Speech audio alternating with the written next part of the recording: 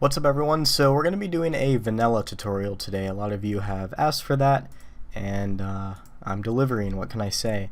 So I'm going to turn off box cutter, hard ops, hell we'll turn off kit ops too, why not? And we're going to be making a cylinoid in this video. So cylinoids are pretty easy to make, but the main takeaway from this video should be the process.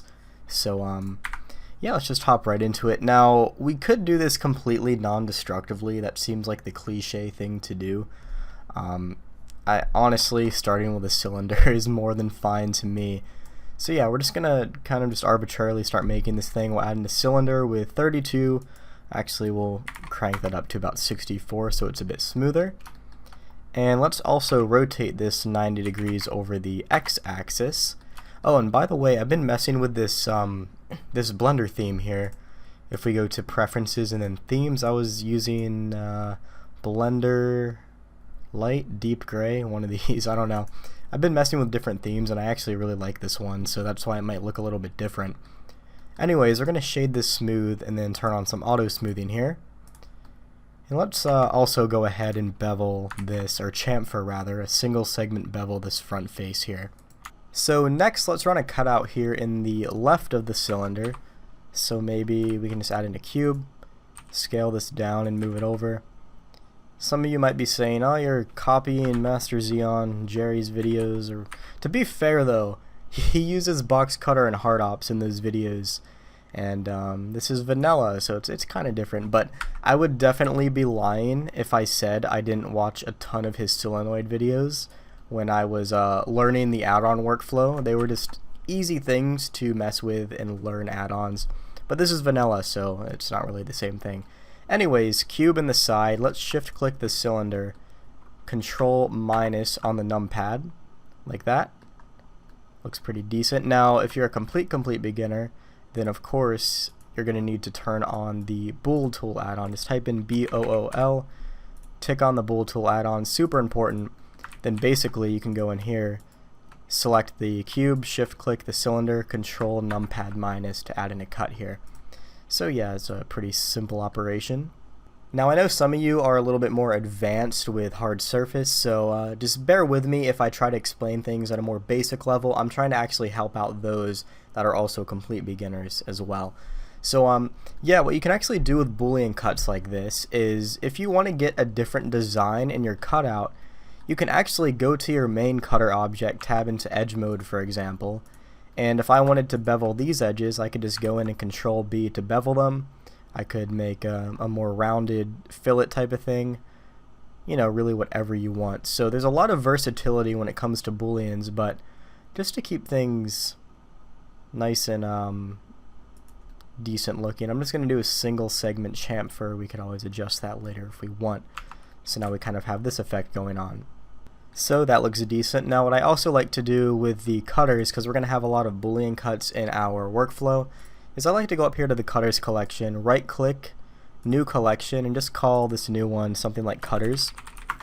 Right? And then we can select our cutter, M key, and then move it to the cutters collection. And then if you just have the cutters collection off by default, then it's just a quick way to manage your cutters and get them out of the scene without deleting them. So that's pretty useful. So this is it's coming along, I guess. We haven't really done much. Let's add in a cut directly here in the center. So of course what we could do is we could tab into edit mode and do this destructively, you know, inset the front face and extrude it back. And this is fine, but once again this is doing it destructively, meaning this geo is actually locked in. And you know, when you can keep non-destructive, it's always a better choice in my opinion, because you have a lot more control over the mesh later on.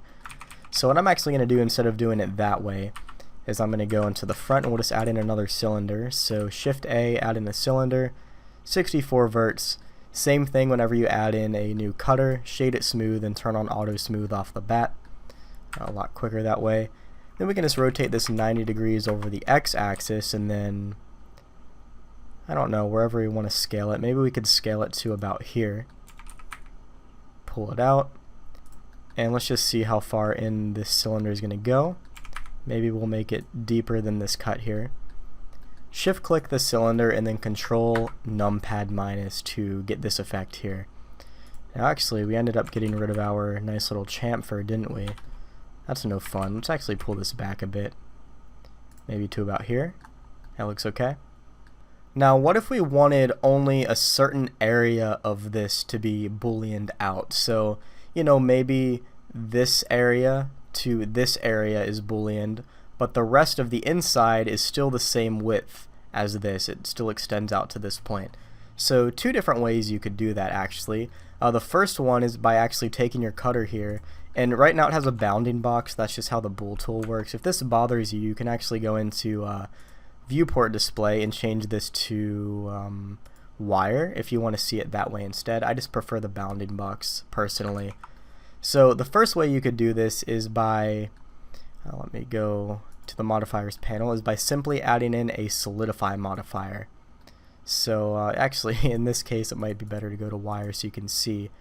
So what the solidify modifier does is it takes this guy and just solidifies it like this, and you can kind of see the effect that's happening. Right? Pretty cool effect. It just depends how far you want to solidify it. So that's the first way.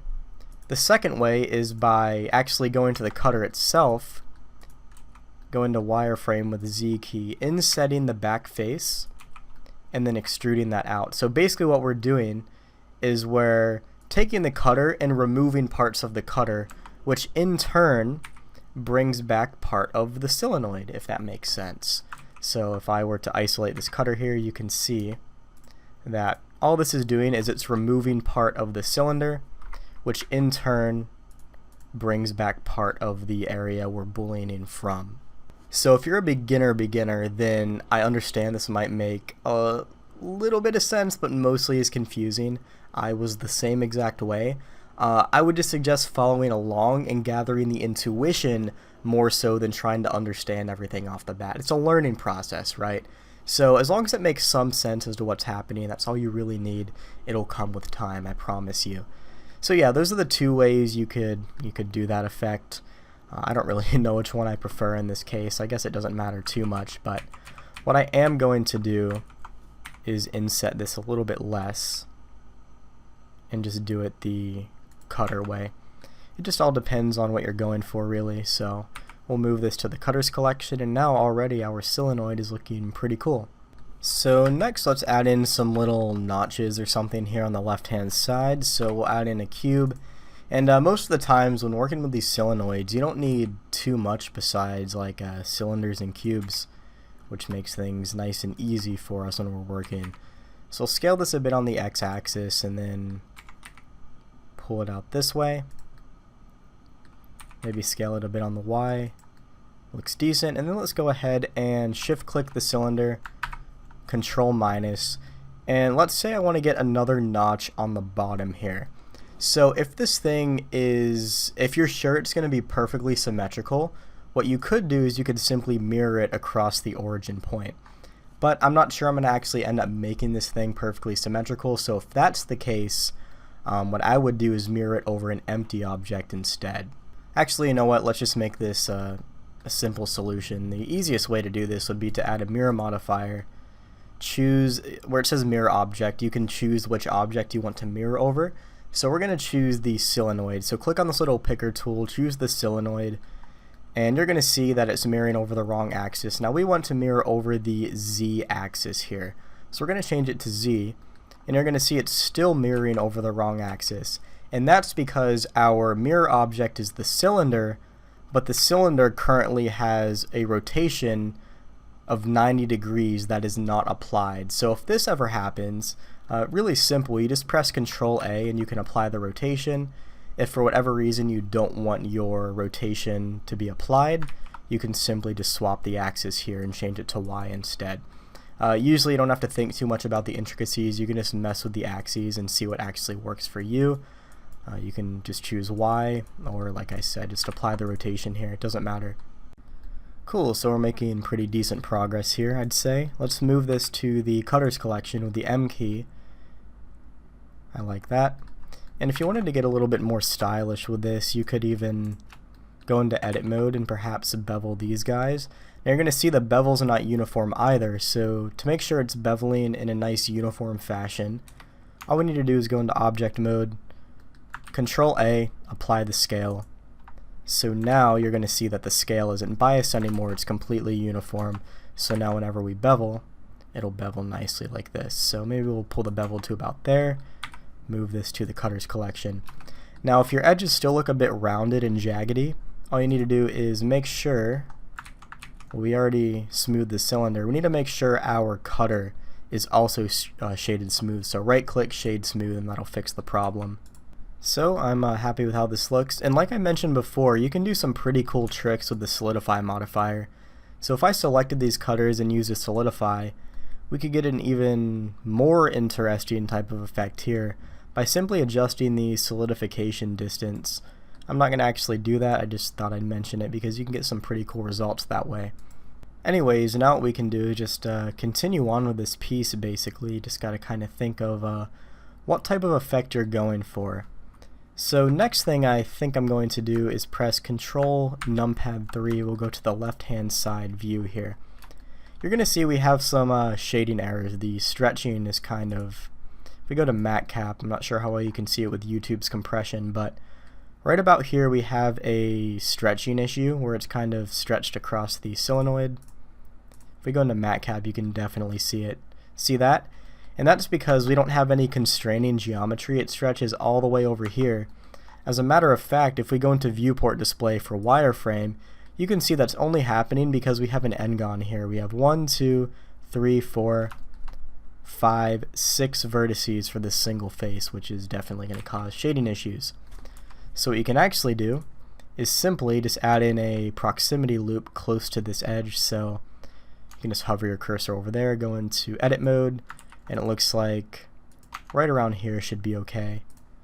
So maybe just double tap G and just slide that over. You don't want to get too close, so that way we actually have room when we add a bevel later. But that's going to get rid of most of the shading errors in the first place. So yeah, that's just something I thought I'd bring up. We're not going to worry too much about that for now. We'll discuss it later. So yeah, let's just continue on with this thing.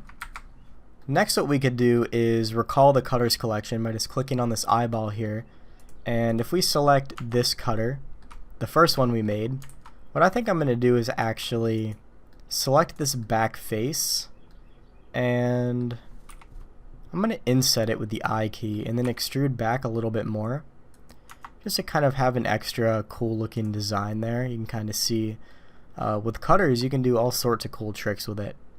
So next I'm going to introduce the slice operation. I use it all the time in hard surface. It's essential to understand what it does. So I'm going to go into the front view here, one on the number pad. We'll add in a cylinder. We can go ahead and shade it smooth and turn on auto smooth. That's like always the default thing to do. Rotate this 90 degrees over the x-axis, and then let's pull it out to about here or so. So if we shift click the cylinoid and press Control / on the numpad, make sure it's numpad, people mix them up all the time. Control / we get this type of effect. If I hide this, we have like a little border going around here, like a little crevice. And this here is the slice operation. It's not very exciting until we add a bevel. When we add bevels later, you'll see the importance of it, but for now, just kind of accept that it adds this cool little border here. You'll see the importance a little bit later. What I think I'm going to do, however, is... Actually, no, I could probably leave it here. I'm going to go into, let's see, edit mode, select this face here and just pull it back. So I'm going to pull it just out front of this face, right about there. And that looks decent. So this next trick is pretty cool. Actually, wait, I lied. The trick I was going to show you, we'll hold off on. It actually isn't going to really work here. Anyways, let's continue on with this piece. You know, just a few Boolean cuts, you get all sorts of exciting things. So next we could maybe add in some cuts here, like around this piece. So perhaps we could add in a cube, as we've been doing. Scale down this cube about here. Scale it on the Z a little bit. Really, however big you want the cut to be is how big you need to scale the cutter. And we'll pull this over and shift click Control Numpad minus to add in a cut here. So same idea for this piece. We can just mirror it to the bottom here. So we'll add a mirror modifier. We'll choose this to be the mirror object, and then I'll just tick on the z-axis here. And then maybe we could scale this a bit on the x-axis like that.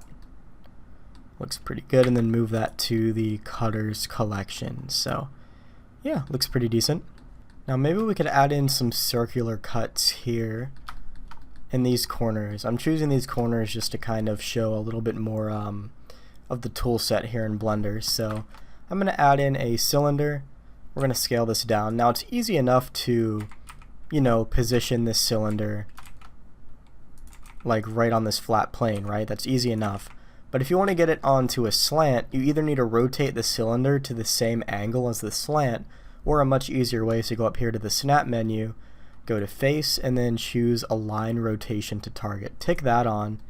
Then we're going to press the G key to grab and hold Control, and it's just going to automatically snap to the correct rotation of that face there. We'll just scale it down. And now if we grab it on the local Z, so G, ZZ, we can pull it in like that. We're also going to right click Shade Smooth that guy. We'll turn on Auto Smooth and then just run a difference Boolean like that. Now if I want to keep it consistent where the mirror is from top down, then, you know, perhaps I could have just went up here and did it instead. I don't really care. As long as we get the mirror in, I'm not worried about consistency. So let's mirror this to the top.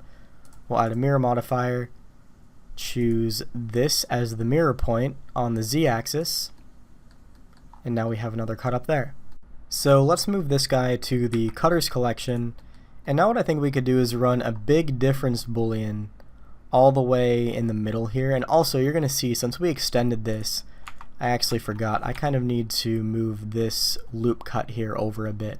So in edge mode we can just alt click this and then double tap G, and this is more of an estimation as to where it needs to go. Not worried too much about the accuracy for now. Okay, so let's go into the side view here. Control numpad 3, add in a cube, scale down the cube, let's move it over a bit, and then scale it on the Y, scale it on the X, and then just move it over, scale it on the X some more. And then let's just run a difference Boolean here and move this guy to the cutters collection. So a little bit more complex now. Now you're going to see this thing didn't actually slice all the way through. Remember when we added the slice operation to get this crevice here? Now the slice operation actually creates a new object. So we also need to run this guy as a difference Boolean. Let me undo this. We also need to run this guy through here as well. So control numpad minus, and now that issue should be fixed. We can move this to the cutters collection. There we go. Actually, the next trick I want to show you is cutting the cutter. Super useful tool. I use it all the time.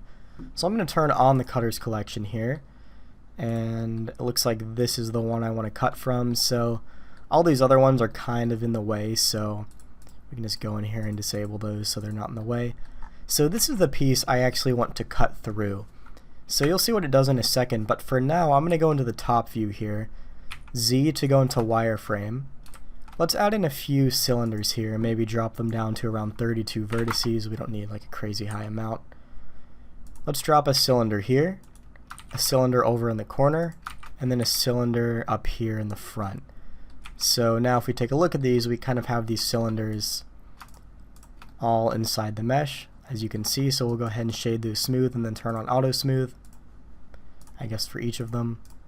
Now the issue here is that these are separate pieces, so when we try to run a bevel later to this piece, I'll even show you as a preview.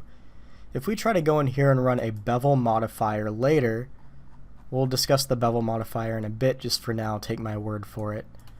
Let me adjust the offset. You're going to see we don't actually get a bevel around these cylinders in there. It doesn't look good, and we obviously want to have a nice bevel around there later on, and that's going to be an issue.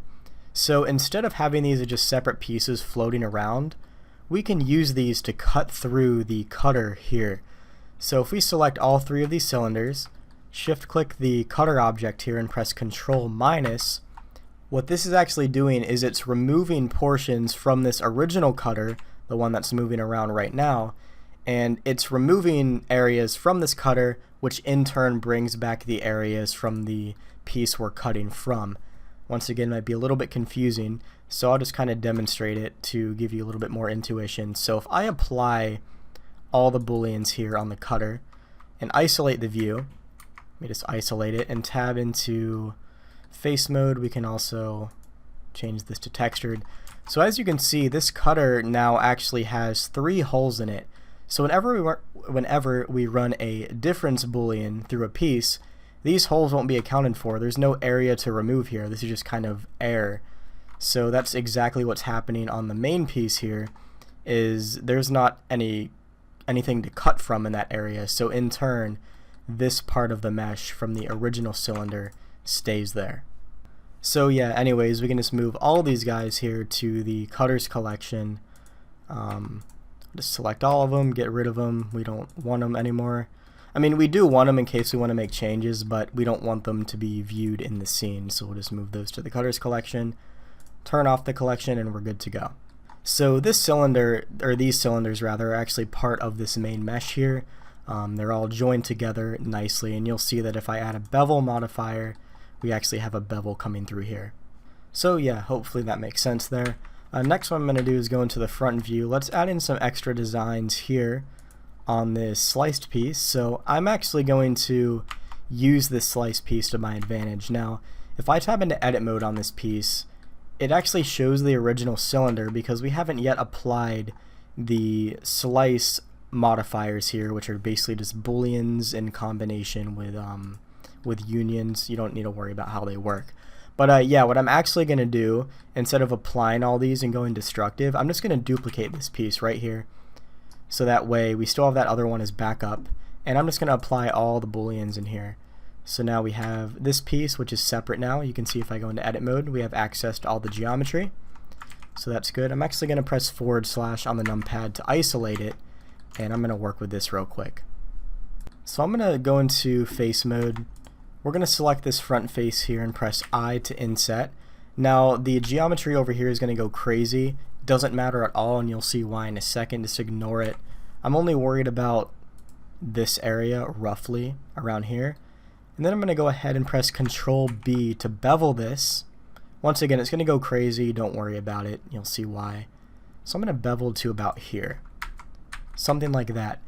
And then what I want to do is literally just select maybe this ring of faces here. So just Control click all the way around to about this point. And then I'm going to press Control I to invert the selection, X, and then delete out the faces. So that's why I didn't care about that crazy geometry over here. We're just going to delete it anyways. So now we just have this piece. And you're probably wondering, well, why exactly do I want this piece? Well, if we press / on the numpad to get back into global view, now we have this separate object, which we can either add a solidify modifier to it and pull it in this way. So it's basically a non-destructive extrusion, or what we could do is simply extrude this inwards. It doesn't really matter too much in this case. This is just a simple cutter piece. So when it comes to cutters, I'm not worried too much about whether it's destructive or non-destructive. I don't care. It's usually the base mesh that I want to have complete control over, and I like to keep it as non-destructive as possible so I can make changes up to the last second. So in this case, I don't really care. We have a boolean here for some reason. I think it's because this original one had a boolean. We'll just delete that. We don't need it. And we're going to extrude this inwards. And you're going to see the shading's a bit off. If we go to face orientation, you can see that the normals are bad. So we can simply select it with the A key, Shift N to recalculate. Very important because the shading won't look good otherwise. And then now we can simply run a difference boolean right here. So what we just did there is a little trick I like to call stealing geometry. I made a video on that if you want to watch it. Yeah, it's a pretty cool little trick. So I'm going to move this to the cutters collection, and already we have a pretty decent looking design here. Next what I'm going to do is add in one more cylindrical cut in the middle to show an even more powerful tool that I love using. So we're going to add in one more cylinder here. Let's give it 64 vertices to keep it consistent. Shade smooth and then auto smooth. Rotate this 90 degrees over the x-axis like so. And I don't want it to cut from these notches, so we'll scale it down a bit more and pull it in this way. That should be enough, and then Control minus to add in this cut. So what I'm going to do with this one is I'm going to go into the front view, add in I guess a cube's fine, and I'm just going to position it down here and rotate it somewhere. So now what I can actually do with this guy is, let's box select these set of vertices in wireframe, and then at this point I can literally just grab these up and then just do some random extrusion magic. I don't really care too much about the outside of the cutter. We'll extrude this inwards, maybe like this, and then this is really sloppy, but it doesn't matter because that's not going to show up. Then we'll extrude this way. So now I can actually use this to cut from the cutter. So if I just scale this really, really wide, wider than the cutter itself, and shift click the cutter and run a difference boolean, check this out. Now we have this cool little, like I don't know, like bar design in the middle. Just a cool little trick I thought I'd show you. You can rotate this really in whatever direction you want. Just a pretty cool trick I like using sometimes. We'll actually set the origin to the geometry, and then you can rotate it to whatever point you want it to be in, maybe like right here, and then just move these to the cutters collection, and we are good to go. Now maybe as like a final design here, I can add in a union boolean to the top, because like the purpose of this video wasn't to do a crazy complex cylinoid. It was to show you a lot of essential hard surface modeling strategies in vanilla to kind of build the intuition. Intuition is so important in modeling, and I think this last design is going to really make it click for some of you. So we're going to add in a cube here, scale it down, scale it on the X, scale it on the Y, maybe a little bit more on the X, and then I'm just going to pull it up to about here. And I want to, first of all, Control A to apply the scale, so that way the bevels aren't biased. So Control A, apply scale. Let's tab into edge mode and select all 4 of these edges here. And I'll press Control B, and let's do about 10 segments. So you just roll up on the wheel on your mouse until you get about 10. You can see in the bottom there your segment count. So we'll pull it to about here, shade it smooth, and then turn on auto smooth. And now let's go in here and run a union boolean. So if we shift click the cylinoid and press Control plus on the numpad, now we've unioned this piece. So let me actually pull this top face down so it's not so tall. But if I were to go into wireframe, you're going to see that this piece is actually, in fact, one entire uniform piece. And you're going to see these edges right here are actually sitting right next to the edges of the cylinder. That's going to cause some problems. I'm actually glad that happened though, so that way I can demonstrate the problems, then show you how easy it is to fix. So yeah, this thing looks pretty cool now. So now let's get into the bevel modifier, add the bevels, and then we'll be just about done. Also, if we try to move this piece, which is basically the main piece and the slice cut, if we try to move it, you're going to see that the cutters don't actually move with it. And this is part of the reason I don't like vanilla workflow, because if you use add-ons like HardOps, the cutters automatically get parented, which means they move along with it. But in vanilla, all you need to do is simply take your cutters and parent them to the main object. So for whatever reason you want to move this piece, you just go to the cutters collection. We're going to click on the cutters collection, right click, select objects, which will select all the cutters in here. Actually, it's only going to select the active cutters, so let's press Alt H to unhide all of them. And let's try that again. Select objects. So now we have all the cutters selected here. What we need to do with that is shift click on the main cylinder, Control P, and then parent with object keep transform. So now if we turn off the cutters collection and try to move this, it's actually going to move everything with it. Maybe not. Maybe the boolean for the slice piece, this one here, might need to be a separate parent. Let's try again. Okay, something's missing here. What did we not parent? It might just be this piece itself. Try shift selecting both of those. There we go, that's what it is. So make sure you also select your slice piece, and everything will move together. So yeah, if I'm making a detailed tutorial, might as well throw that in there. So yeah, that's how you can move the entire object without the booleans going crazy. Anyways, back to the important part, which is the bevel modifier.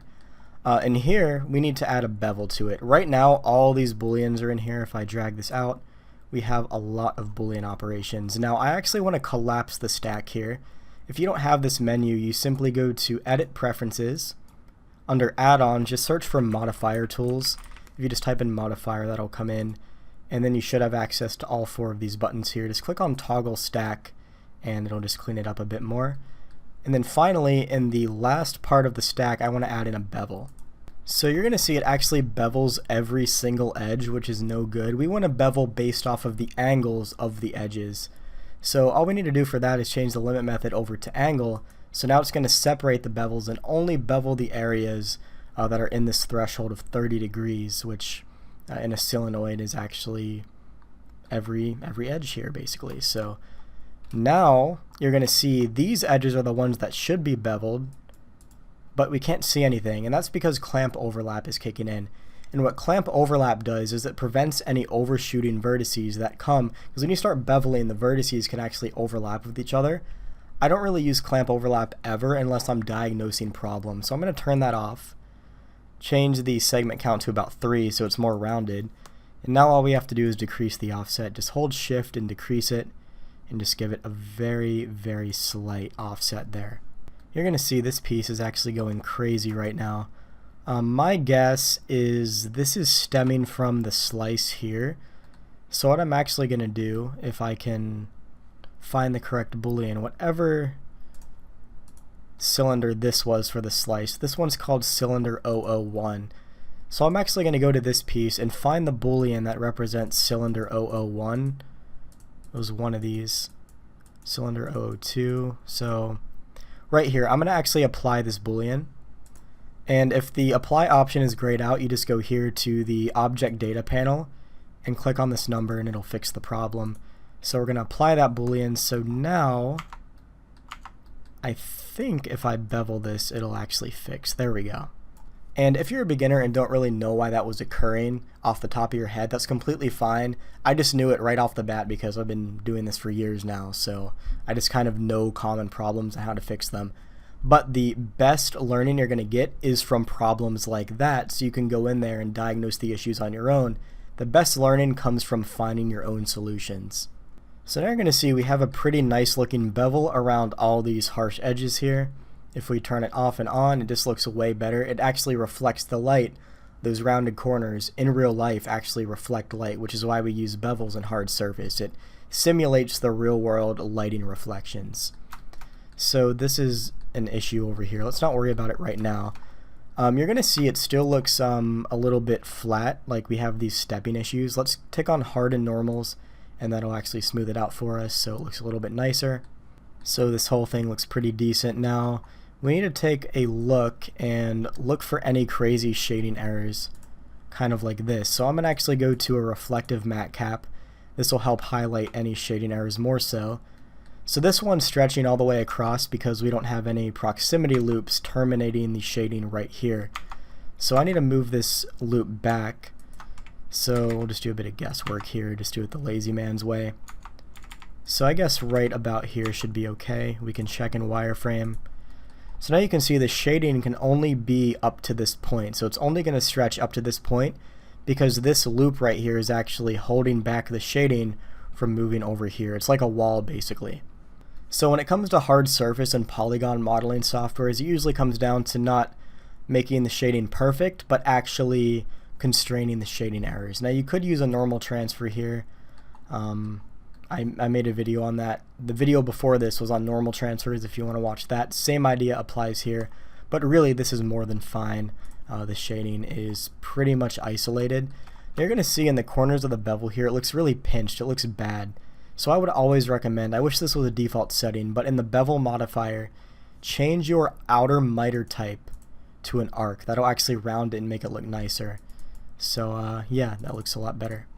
So as much as I want to use normal transfer here, I don't want to make this video too overwhelming. If you want to understand normal transfer or data transfer and how to use it, just watch my last video, the one before this, on cutting holes in spheres. Same idea applies to this. But you know, for beginners, it's more than fine to really just get in here and add in some isolation loops, as I like to call them, and just really pull the shading back to a more convenient location. We'll add in one more right here and help constrain some of that shading there. Now if you wanted to, you could run an edge horizontally across this way. I would not recommend it, and here's why. If I were to do that, drop an edge here and pull it down, it helps isolate the shading, but the innate issue here is that the shading is only affecting this area. By adding that edge in, it goes all the way across the entire cylinder and actually disturbs the curvature. This cylinder is now uneven on the curvature, so if we actually take a look, there's a very visible harsh seam right here, which is not good for the curvature, and it's not super visible, but it is something I would not recommend doing, so I'm not going to do that. So in this case, the only way to truly eradicate this shading error is to either 1, use a data transfer modifier, like I said, I'll put it in the description, or 2, we could go destructive. Man, I'm losing my voice here. I need to get through the rest of this tutorial before it's completely gone. Anyways, so I'm going to show you just a more beginner-friendly way to do this, and it's to simply go destructive. So, like I said, I don't like going destructive unless I'm perfectly sure I'm not going to make any additional changes in the future. And since this tutorial is about over, I'm actually just going to go and apply all the modifiers as they are. So usually what I'd do is I'd use a smart apply and hard ops to apply all the booleans at once and leave the bevel. But in vanilla, all you really need to do is click on the toggle stack button here and just apply all of these booleans manually. I think batch operations also does that. I'm not 100% sure. Anyways, yeah, apply all your booleans, and now we can really get in here and have a bit more control over this shading. So we can work our way from left to right here. These shading errors are mostly confined to this area because of this proximity loop we added, but they're still noticeable. Probably not in the YouTube video, but on my end I can definitely see it. So really the main solution here would be to, let's grab this on the y-axis and pull this as close as we can without disturbing the bevel. So right about here, and that's going to essentially make the shading even more isolated, maybe a bit too much. Let's space it out a bit more. And then here I might double tap G and just slide this down a bit. Make it a little bit more confined. It's not too bad. Now moving these edges here disturbs the curvature a little bit because this isn't truly uniform anymore. It depends how much it's noticeable, and it actually is kind of noticeable here. So I'm actually gonna undo that. That wasn't the best idea. And this is probably about as good as we're going to get. You know, you could try connecting these up into quads, but you're not going to get perfect shading really without a normal transfer here. And like I always say, it's always about confining shading, not eradicating them. And from a distance, you're probably not going to even see it in the render really. Now if you get really close up renders, like super close to where the shading is and you can see it, you should do everything in your power to remove it. In this case, you just need to go normal transfer.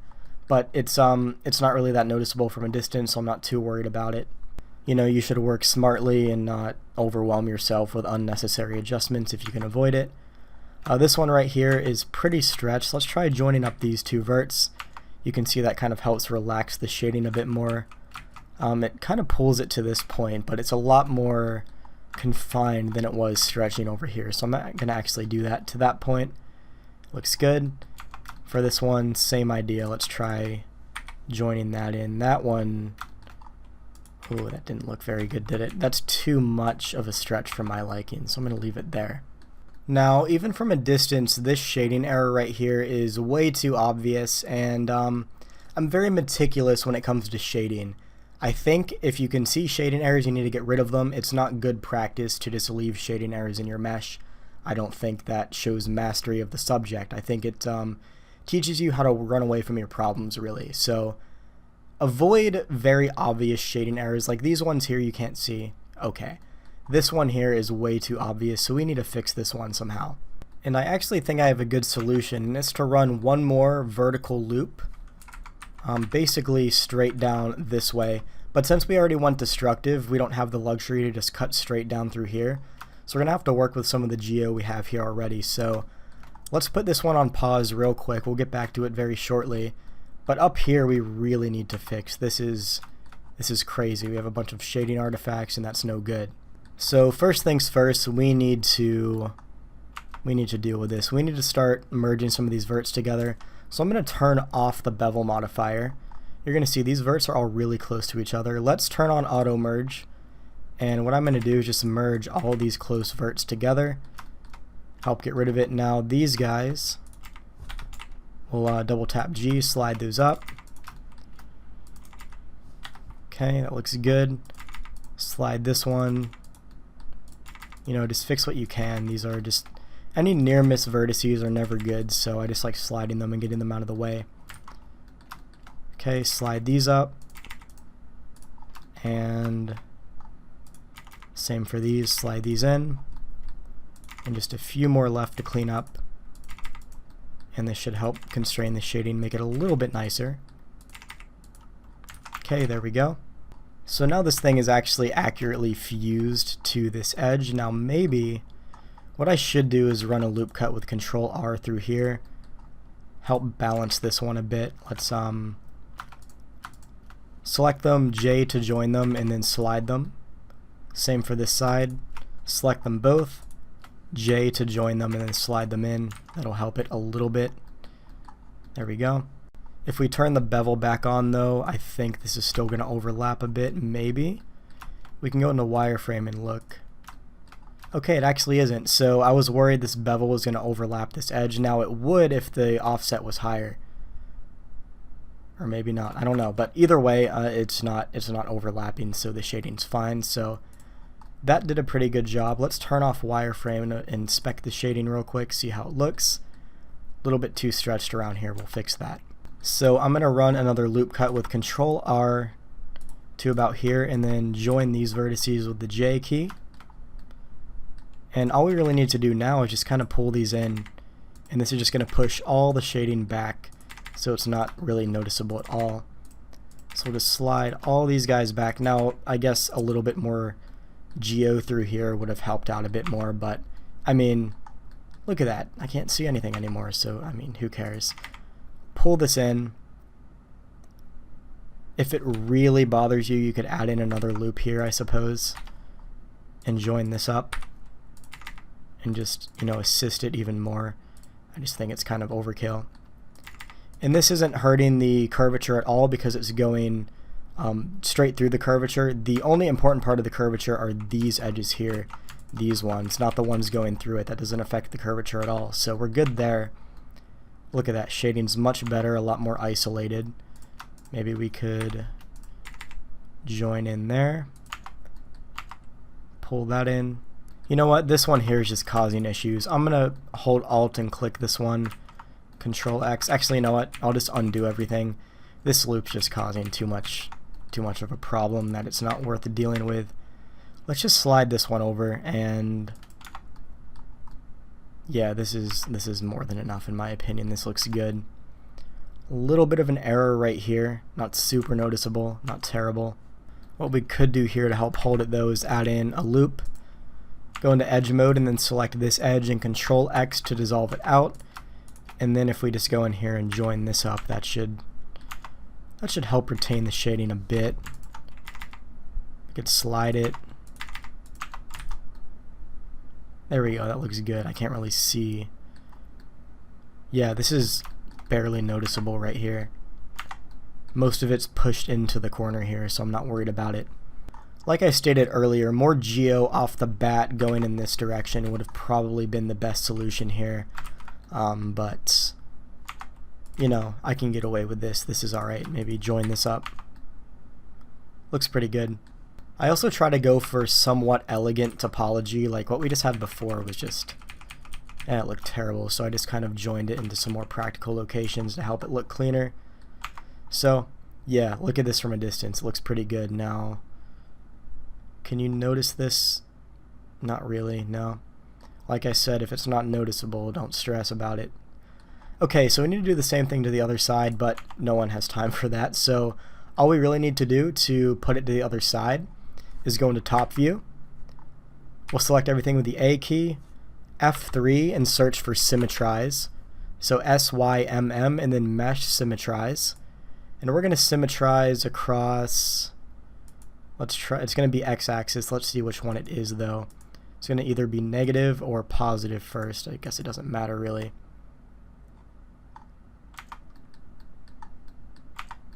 Did that do the job? Okay, yeah, it did. So now it's completely even on this side, which is good because now all the changes we made over here are now also replicated on this side. So these shading errors should now be pretty much fixed. Okay, so I think this piece is good. Maybe we need to do something similar to this side here. Unfortunately, no easy solution on this one, so let's drop in a loop. Do the same type of idea. Just help constrain the shading as much as we can.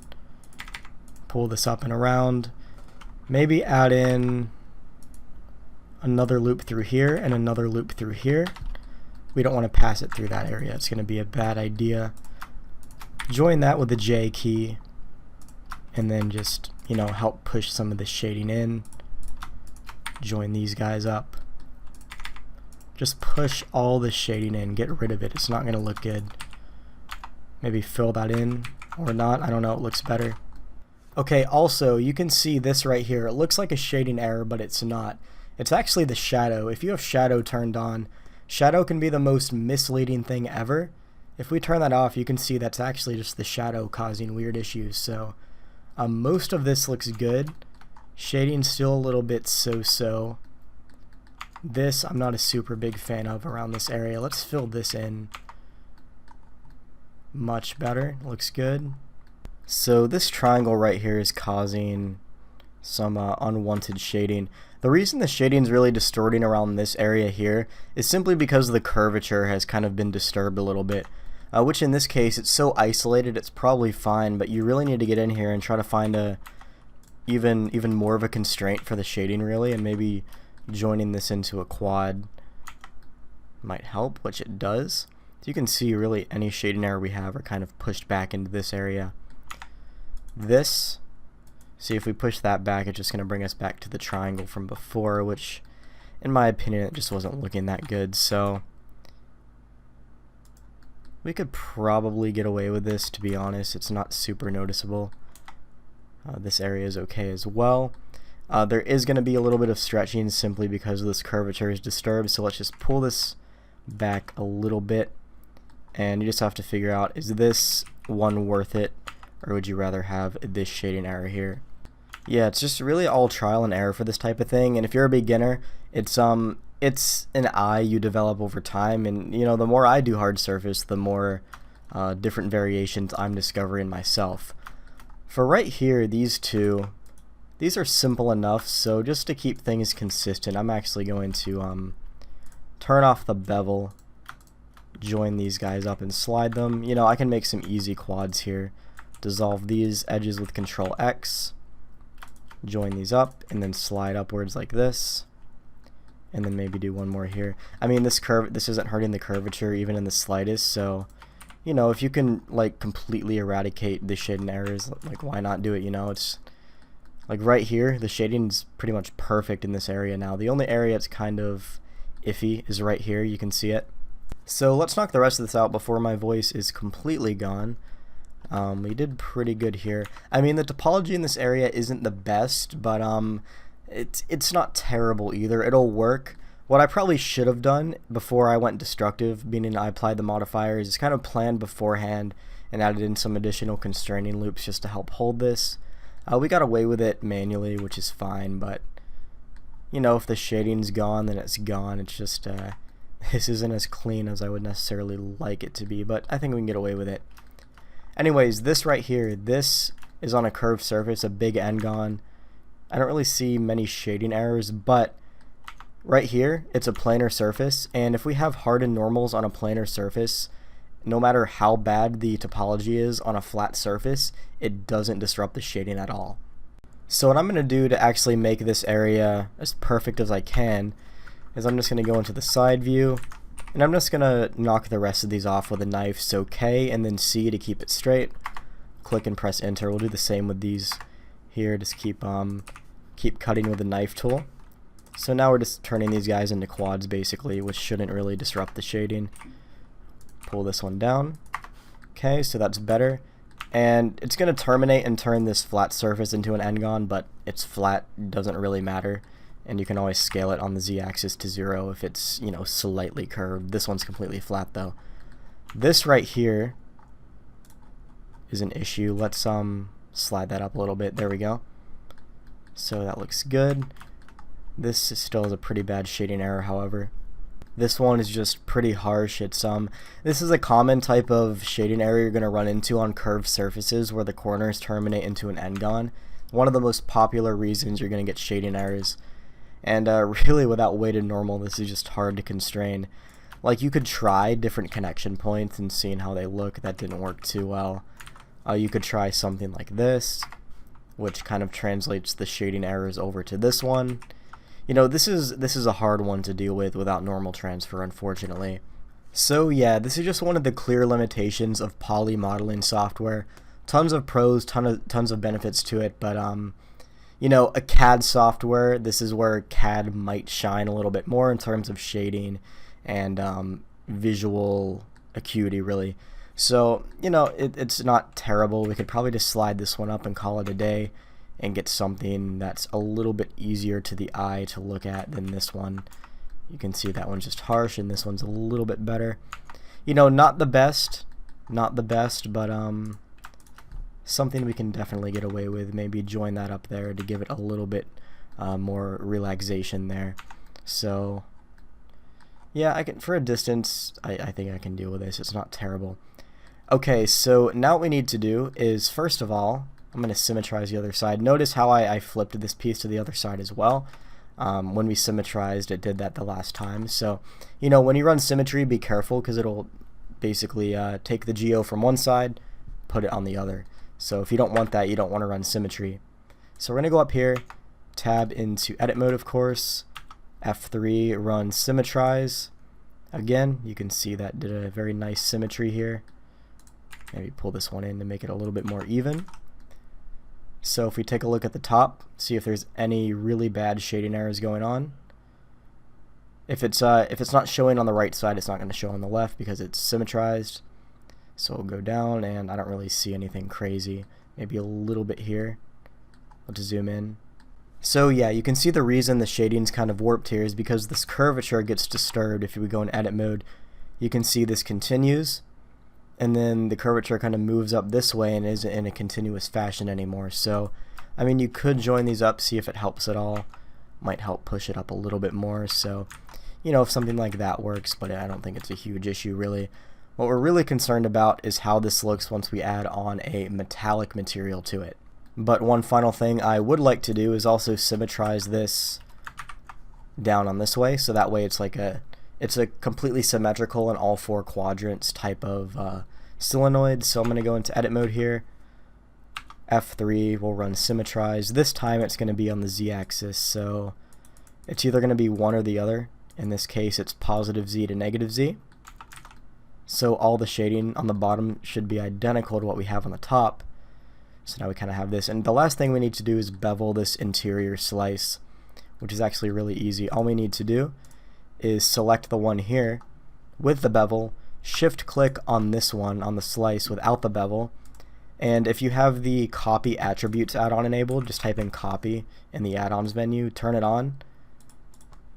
You can press Control C, copy selected modifiers, and then we need to get the bevel. This one, maybe it's the other way around. Let's try that. Yeah, it's the other way around. So slice and then the main piece, Control C, copy selected modifiers, bevel, and we're good to go. Okay, so the thumbnail obviously looks pretty cool, and I don't really want to be clickbaity. I'm not a fan of that. So I'm just going to quickly show you how I got the render in the thumbnail to look cool, so we're not just like left here hanging. Can make it look decent, especially if you're a beginner and want to show something off. I'll show you exactly how you get the thumbnail render. Okay, so this thing looks pretty freaking awesome. I like it. What we need to do now is go into Look Dev View, and we need to add on a metallic material. So add a new material, and let's give it a dark silver metallic, like that. and maybe the middle one we can choose the same material but give it a unique user and just make it a little bit brighter like that. Real quick here, we have a problem. We have some artifacts in this middle piece which are a little bit easy to fix up. My guess is because of an overlapping bevel. As you can see, some of that's overlapping. So what you could do is drop the offset of the bevel to fix it, but you have to go too low before it fixes, and I don't want to go that low. So the other option is to simply just apply all the booleans. We're going to be rendering this soon anyways, so I don't really care. I only go destructive towards the end, and we're at the end, so you know, it's fine to do that. So this is a really easy solution. We can just turn off our bevel modifier, and you're going to see this edge here is just too close, so we can dissolve it out with Control X. Doesn't really hurt the curvature that much. So this one we can slide in. Alright, let's try again. Let's turn this on. You know what, we can probably just slide this one over a bit. This vert we can slide down. You can see it's mostly these vertices just being really close to each other. This edge is way too close. It's going to overlap immediately, so Control X to dissolve that one out. This one's really close as well. The bevel's going to hit. You always need buffer for your bevels, so keep that in mind when you're doing these types of things. Let's turn this on, see if that's fixed. Yep, there we go. Maybe not up here. One more. Let's dissolve this one out, and now I think we're good to go. So yeah, if you get artifacts, don't worry too much about them. Just fix them, and you'll usually be good to go. Anyways, back to materials. This thing looks pretty good. One thing I also like to do is mess with the roughness settings of the metallic materials. So a low roughness usually looks pretty cool. Just depends what you're going for. So this one, maybe a little bit lower. I don't really like going high on the roughness. It looks bad in the final render. And also, I found that giving it a little bit of clear coat tends to give like a nice depth effect. You can kind of see what clear coat does. And I wouldn't go too high. It just doesn't look good if you go too high. Maybe give it some roughness as well. But I think a little bit of clear coat always looks quite nice on your final renders if you use it appropriately.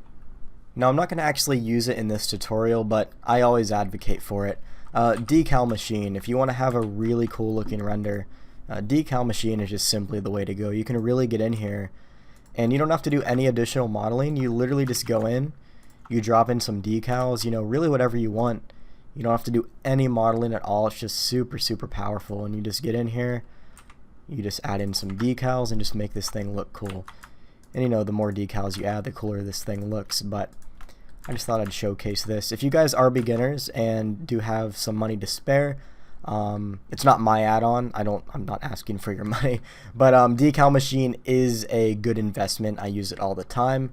I'll link it in the description if you want to grab it. But yeah, decal machine is pretty cool. Anyways, we're just gonna render it like this. So let's go in here and add in a plane.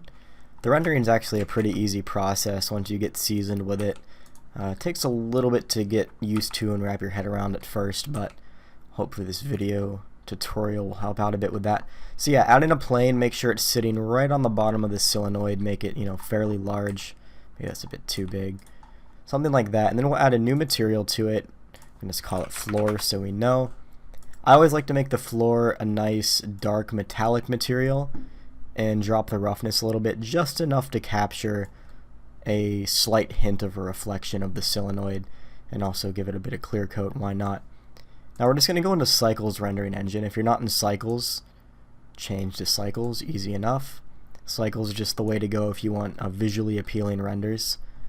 And now you can really see how your final render is going to look. This is as close as you're going to get to seeing your final render without actually rendering it. Might be a little bit noisy though. Now if you're a beginner here, most likely your render isn't going to look like this.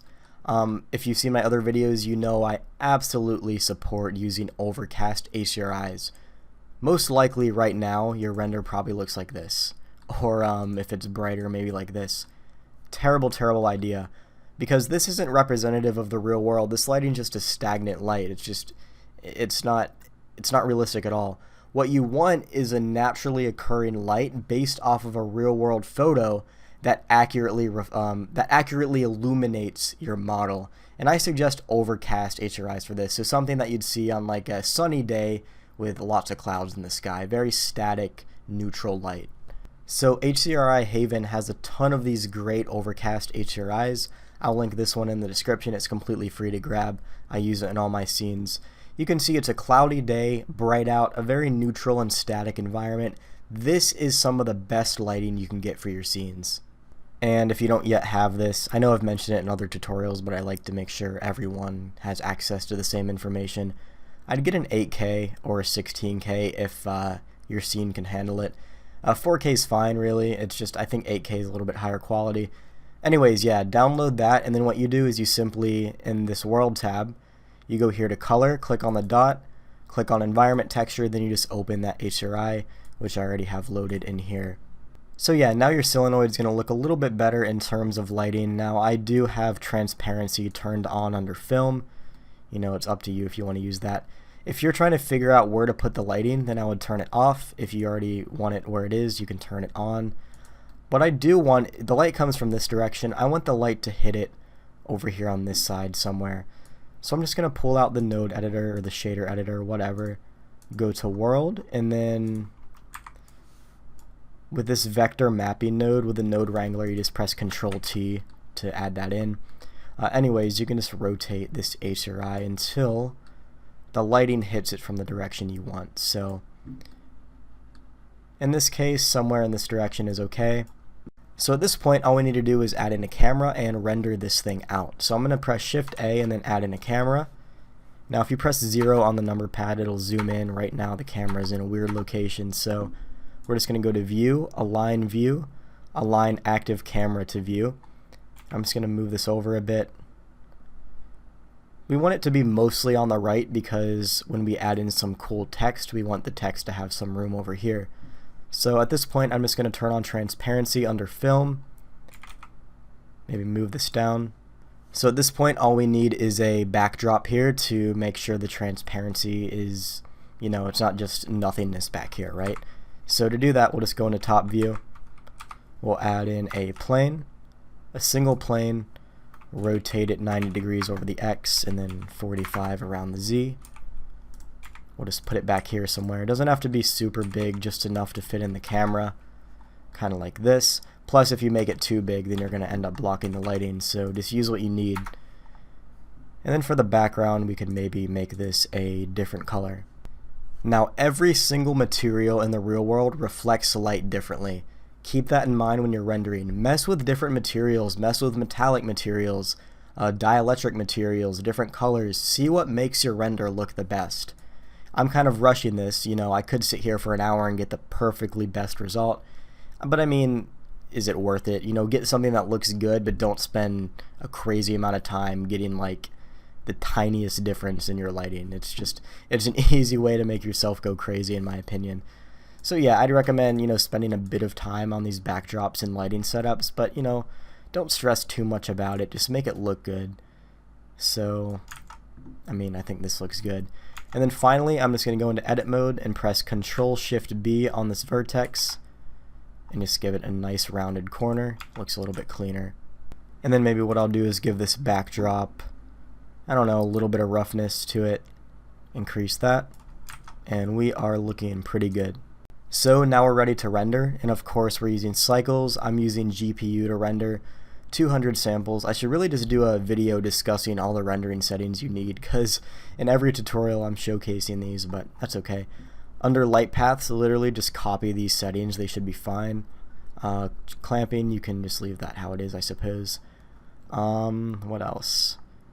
Tile size depends greatly on your graphics card, or if you're rendering with your CPU. I can't really give you an answer on what the best is here, so yeah. Next thing, in the layers panel, tick on denoising data, and you need to make sure your compositor looks exactly like mine right here. This denoise is going to get rid of any noise in your scene, and this glare set to fog glow is going to make any reflections have a little bit of a bloom effect to it.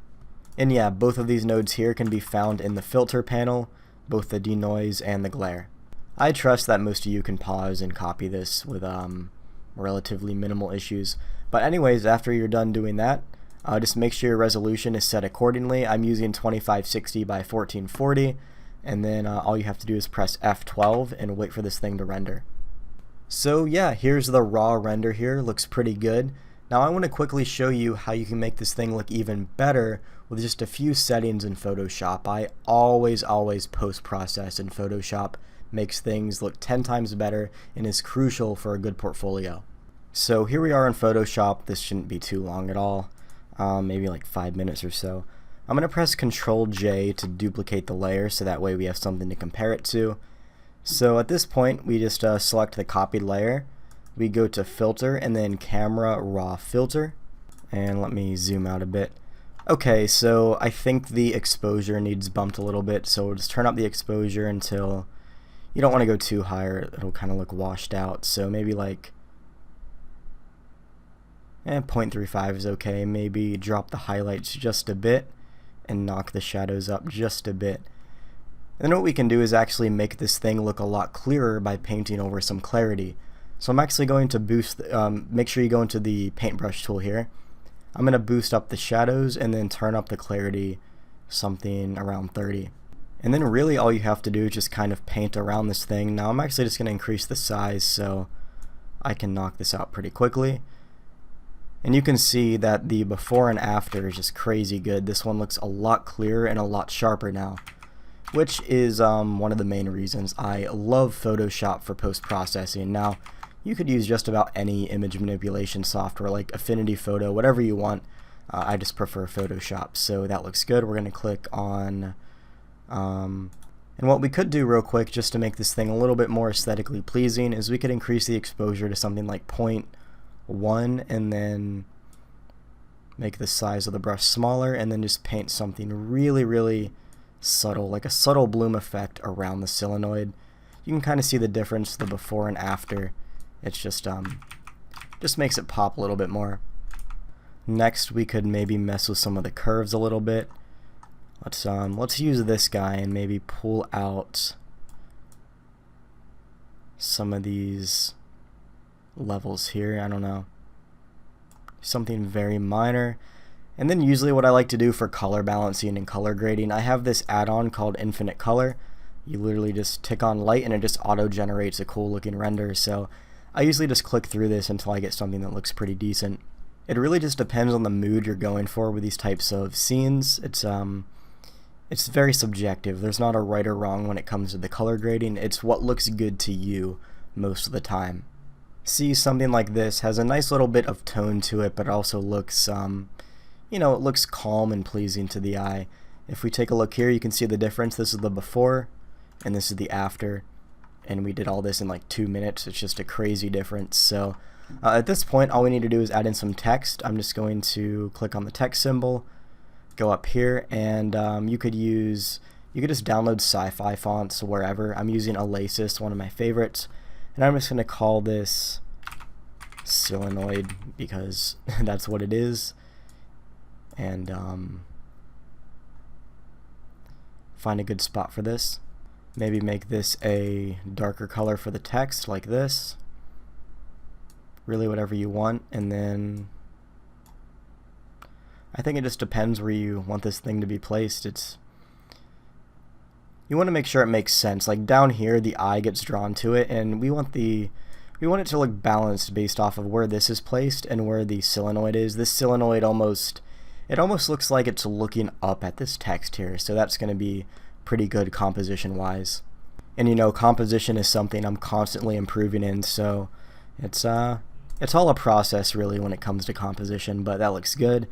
And then, you know, for the thumbnail I might drop in something like tutorial, right? And this is if you really want to see the entire process behind how I do these types of things. You know, maybe make it like a really imposing green color, so that way, 1, you can read it in the thumbnail, 2, it brings attention so people know it's a tutorial. I mean, how can you miss this very obvious green text? So that's basically my entire process. Literally everything you saw was from modeling to tutorial to upload to YouTube. I showed everything, so hopefully it made sense. That's about it for the video. At this point you can just save it as a JPEG or whatever you want, you know, save as, and then just call this, you know, cylinoid, save it as a JPEG, and you're basically good to go. So for those of you that made it to the end, I'd like to ask this question. Do you guys like these long form tutorials? Are they too long? Are they too short? Are they clear? Do they help more than the 5 to 10 minute tutorials I was making? Because most of these tutorials I've been making recently come directly from what you guys have wanted. I take advice from you guys as well as requests more than most people can imagine. I absolutely value every single one of you and what you guys want to see on this channel. If it weren't for you, this channel would not exist, and we want to be able to share this wealth of information with everyone. So thank you, first of all. But yeah, let me know, do you guys like these long form tutorials? Would you rather something short? Would you like a combination of both? I'd really like to know how you guys want this channel to be structured. So thank you guys a bunch. These tutorials actually take me 3 to 4 times the amount of time to make compared to the length of the video. So if you see an hour-long tutorial, chances are it took me 3 to 4 to make. Re-recording, editing, uploading, all of that takes a while. So I never ask or bring it up, but if you guys could leave a comment or just leave a like, it actually helps boost the video and recommendations and things like that. It helps me out a lot and keeps me going for these long form tutorials. You can hear my voice, it's almost broken now. That's about it. Thank you guys so much. I appreciate every single one of you, and I'll see you in the next video.